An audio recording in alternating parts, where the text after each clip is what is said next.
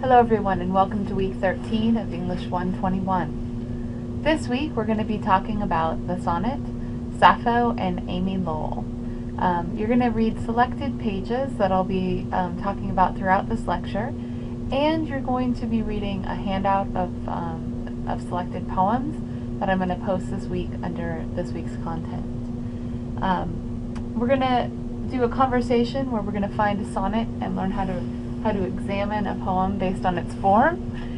You're also going to write a reflection journal about Amy Lowell and how she learned to write like Sappho. I also don't want you to forget that your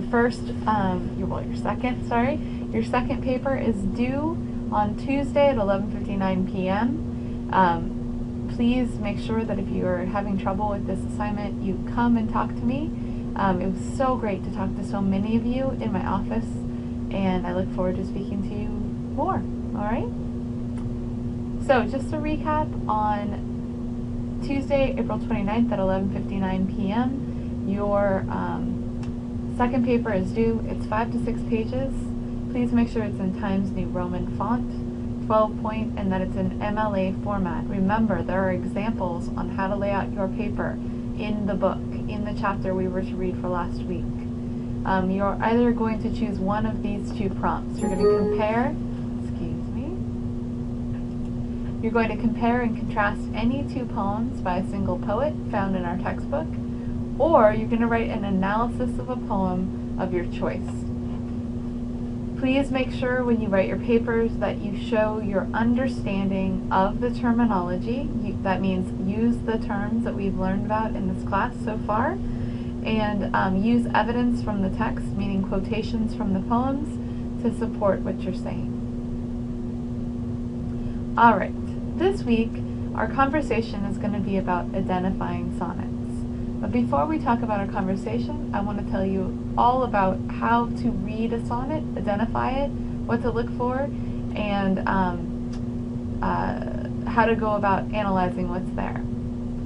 So, poetry has a long history of being written in form. If you read pages 856 to 861, there's a lot of background information on fixed forms in poetry. There are hundreds of forms. We could spend the entire semester talking about how form is used in poetry. Some of the most popular are sonnet, sestina, villanelle, epigram. There's a lot of wonderful forms. Just because this is an intro course, we're going to take a look at one form, just so you know what it means to write in a form, and to identify a form. But basically, any form that you write in poetry is called a fixed form, and it usually includes a stanza pattern, syllabic count per line, that means how many syllables there are per line, a rhyme scheme, and or conventions. One fixed form that's very popular is called the sonnet, and in Italian the word sonnet means little song. The first master of the sonnet was a man named Petrarch, and Petrarch wrote from 1304 to 1374. He wrote hundreds and hundreds of sonnets for a woman named Lara, and Lara may or may not have existed, but Lara existed in his poetry. The idea of writing sonnets for a beloved began with Petrarch, and also the idea of using something called blazon. Blazon is a way of, dissecting the beloved into parts. Like her lips are as red as coral. Just looking at one piece at a time and adoring each piece. And we're going to come back to that later in this lecture. So the most common form of the sonnet that was made popular by Shakespeare, it's also called the English sonnet, is called the Shakespearean sonnet. And a Shakespearean sonnet is always 14 lines long. It has 10 syllables per line, and it has the following rhyme scheme: A, B, A, B, C, D, C, D, E, F, E, F, G, G. Now, what does that all mean? Let's look. So here's an example of a Shakespearean sonnet. This is called Sonnet 116. and it's by Shakespeare. If you look at the markings I've added to this page, you'll see that there are 14 lines to this poem. That means it's the right length for a sonnet. If you look at each line, let me not to the marriage of true minds. Yes, I am clapping along as I'm reading. That has 10 syllables, and if you did that for each of these lines, you would see that each line has 10 syllables per line. Now, the rhyme scheme that I'm talking about is apparent when you read the poem. Let me not to the marriage of true minds. That's the rhyme. The rhyme is the A rhyme. Admit impediments. Love is not love. And that's B. It's not the same as mine, so you go to the next letter. Which alters when it alteration finds. Minds and finds rhyme. So that's another A rhyme. Or bends with the remover to remove. Remove and love rhyme. That's B again. Oh no, it is an ever fixed mark. C. Mark is a new rhyme that looks on tempest and is never shaken. D. Shaken does not rhyme with mark. It is the star to every wandering bark. C. A C rhyme just like mark and bark, whose worth's unknown, although his height be taken. Taken and shaken. D. Love's not time's fool, though rosy lips and cheeks is a new rhyme. E. Within his bending sickle's compass come. F is a new rhyme. Love alters not with his brief hours and weeks and cheeks. That's E. But bears it out even to the edge of doom. That's F. Doom and come are rhyming. Now at this point in the poem, there's something called a turn. You'll notice that each stanza, each group of rhymes has had a bit of a coherence. 1 through 4, lines 1 through 4 had a coherence and meaning. Lines 5 through 8 had coherence and meaning. And lines 9 through 12 had a coherence and meaning. If you look at the last two lines, they kind of shift the perspective of the poem. The sonnet is it's an idea introduced and then shifted at the end, and that shift is called the volta, or the turn. For line 13, if this be error and upon me proved, G, I never writ, nor no man ever loved. So proved and loved rhyme.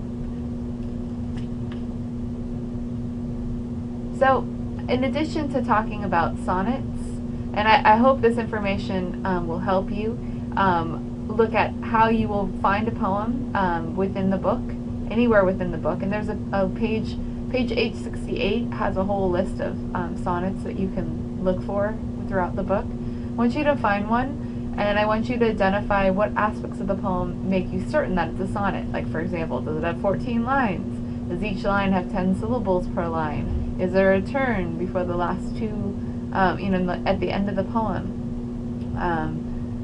What is the poem about? Explain to us what it's about. How many syllables? What does it?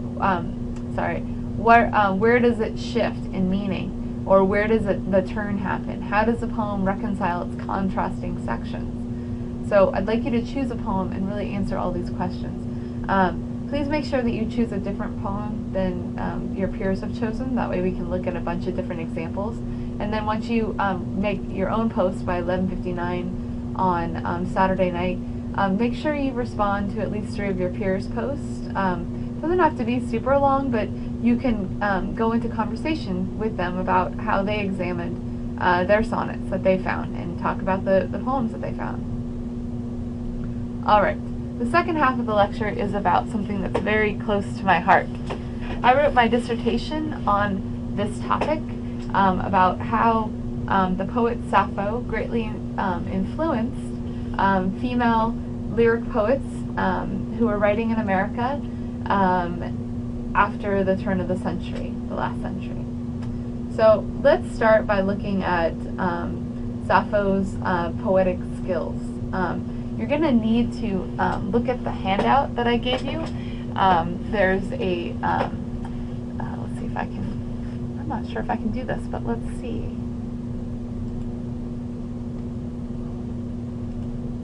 There it is. Hopefully you guys can see this. Sappho Fragment 31. This is the poem that I'm talking about right now.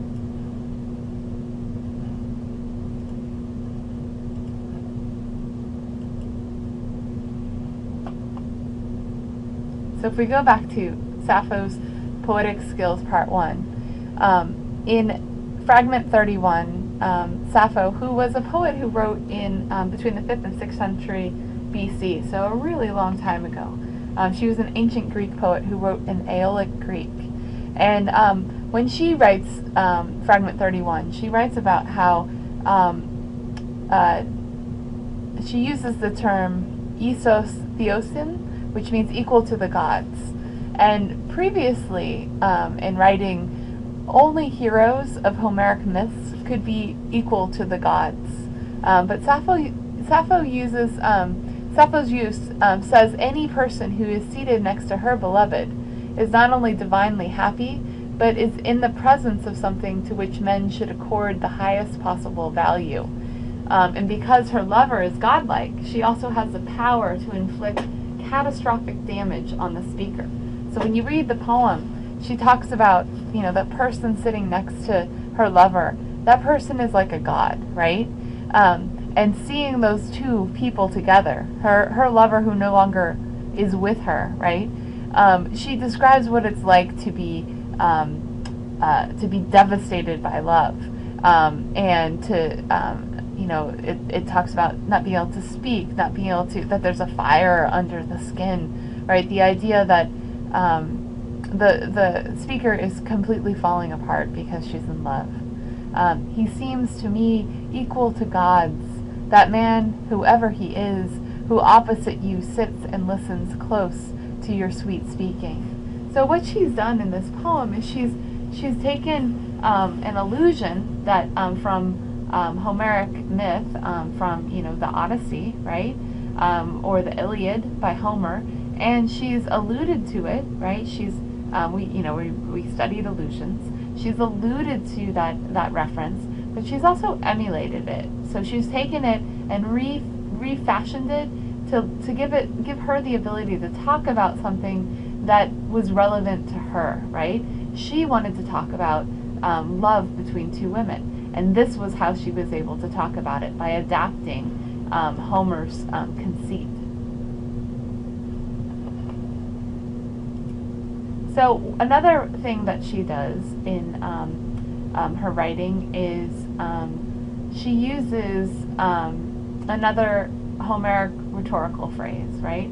She uses in the other poem that I asked you to look at, Sappho Fragment 96, she uses the Homeric rhetorical phrase, rosy-fingered dawn. This is from the Iliad and Odyssey, and it signifies the beginning of a new day. Rosy-fingered dawn was said every time, I don't know if you guys know, but Homer's poems were said aloud. They were memorized. They weren't written down ever. So you needed these devices to help people remember.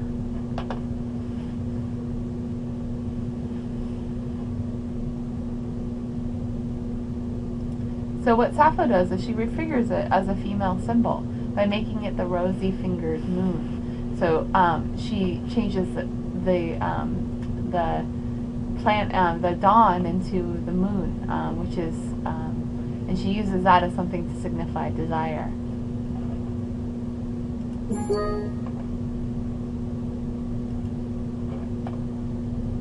Sorry, I'm having technical difficulties. I'm trying to get it back into slideshow. Okay, there we go.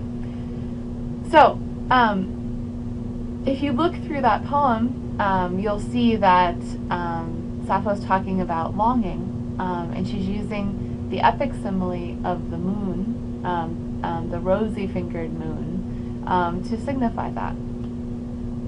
Now, this, back in the early 1900s, there were several poets, one of which was H.D., whom we've already studied. We read a poem by her named Oread. And two of the other poets were Richard Aldington and Ezra Pound. We've also looked at Ezra Pound's In the Station of the Metro.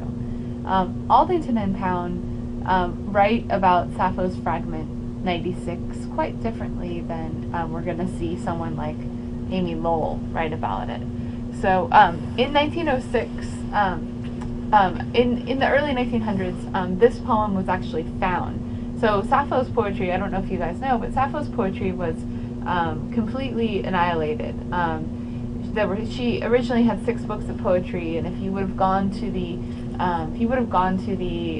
library at Alexandria, you would have been able to find 6 books of poetry when she wrote it down. But because that library was destroyed, and because many of her works were destroyed after the fall of the Roman Empire, much of her work has been destroyed, and we've been recovering it ever since. In fact, new poems by Sappho keep being found in old trash heaps and digs in Egypt and elsewhere.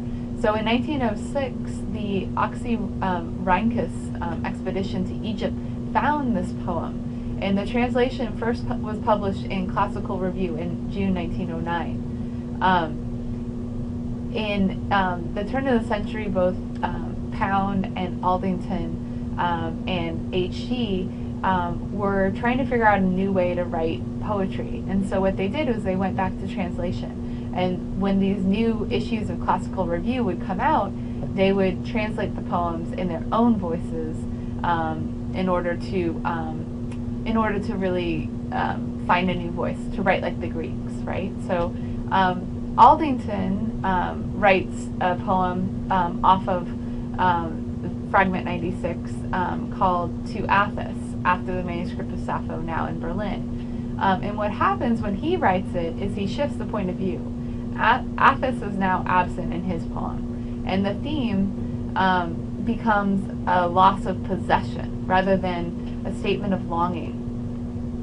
When Pound wrote his poem, which is a Greek word, it's named after one of the words that from Aldington's translation. The way that he talks about Athos is in blazon. Remember, I was talking about that earlier. It's a convention from writing about sonnets. So he dissects the beloved into pieces, her soul, her lips, and her breast.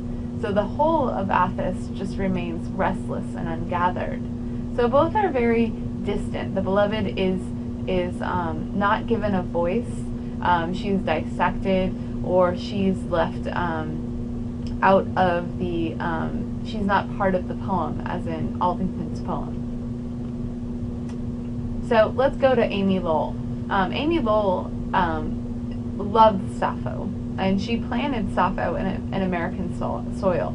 Here's an excerpt from the poem The Sisters, which is also part of your handout for this week's work. There's Sappho. Now I wonder what was Sappho.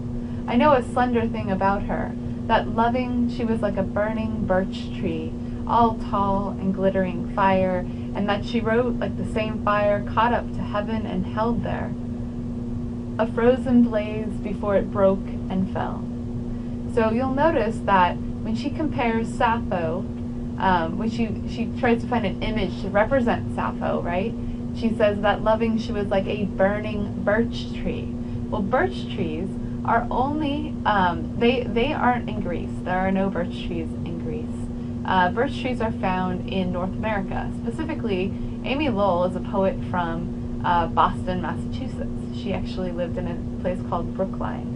And so she had tons of birches in her yard. And when she says that Sappho was like a burning birch tree, she's planting Sappho in American soil, making her her own sister, right? She's saying, I am like Sappho. I write in the tradition of Sappho. So in Sappho, Lowell had found a poet who wrote to a female beloved, which is Sappho was writing, Sappho wrote to female beloveds, and so did Amy Lowell, used sensual language and fearlessly uprooted conventional poetic principles. So when Lowell tried to imitate Sappho, unlike Aldington and unlike Pound, she decided to not just translate or recreate an image from Sappho. She tried to take on Sappho's technique of taking Homeric ideas or old motifs and recreating them to make them work for what she needed to talk about in the modern world.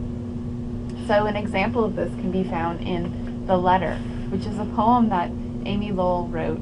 It's written off of the idea of Fragment 96, but this is set in Amy Lowell's own environment. She lived in a house called Seven L's, and she lived in a upstairs area of that building, and down below was a huge garden, and that's where this is set. And this is about someone being separated from their beloved and what it feels like. So I'd like you to think about how this poem and the sisters, which is part of the handout, are like. I want you to tell me how these two poems show that Amy Lowell is writing in the tradition of Sappho. Okay, so let's read The Letter. Little cramped words scrawling all over the paper like draggled flies' legs. What can you tell of the flaring moon through the oak leaves? Or of my uncertain window and the bare floor spattered with moonlight? Your silly quirks and the twists have nothing in them of blossoming hawthorns, and this paper is dull, crisp, smooth, virgin of loveliness beneath my hand. I am tired, beloved, of chafing my heart against the want of you, of squeezing it into little ink drops and posting it, and I scald alone here under the fire of the great moon. All right, guys. So again, for your reflection journal, what I want you to do is read The Letter and The Sisters by Amy Lowell. There's just two poems. Sisters is a little bit longer, but they're great examples of looking at how these two, and I want you to tell me what these two poems are about and how Amy Lowell writes in the tradition of Sappho. Okay, just give it your best shot. You guys are all capable of doing this. All right, that's it for this week, and that is it for poetry. Next week we will be moving on to drama. Please don't forget to complete your papers and turn them in by Tuesday at 11:59 p.m. and contact me if you have any questions. Thanks a lot, you guys.